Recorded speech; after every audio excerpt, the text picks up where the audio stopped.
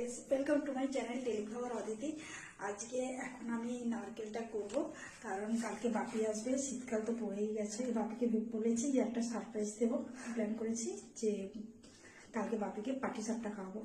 আজকে রাত্রেই নারকেলটা করে নারকেলের ছবিটা মেরে রাখবো, কালকে ভোরবেলা উঠে পাটি সাপটা করবো। এখানে আমার নারকেলটা পুরো কোড়া হয়ে গেছে, আর এখানে হচ্ছে আখের গুড় আছে।